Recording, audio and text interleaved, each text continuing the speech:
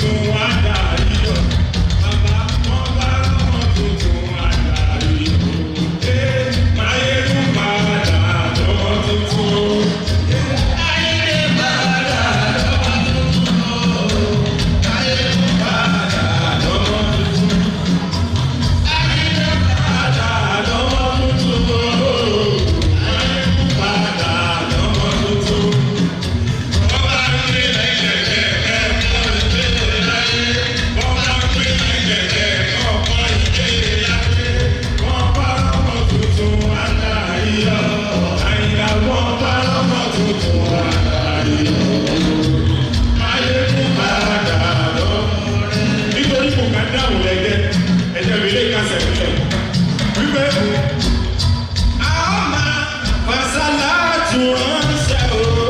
Ẹ sá máa pàṣálà tù ránṣẹ́. Ẹ sá máa pàṣálà tù ránṣẹ́ o. Ẹ sá máa pàṣálà tù ránṣẹ́. Nígbà tí ó jẹ́ ká gbé, ó jẹ́ ká gbé, ó jẹ́ ká gbé bẹ́ẹ̀ni náà. Ẹ sá máa pàṣálà tù ránṣẹ́.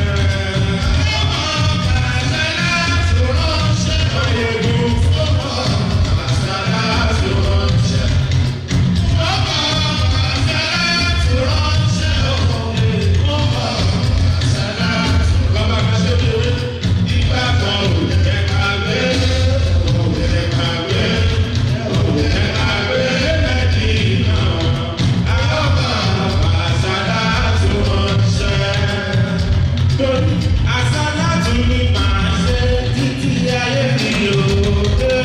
Ọkọ mi máa tẹ̀lé ní bàbá lò.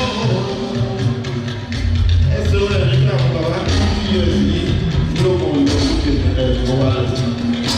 Ladies and gentlemen, a round of applause for King Wasiu Ayinde Marshal. Please subscribe to Face TV Africa and turn the notification on.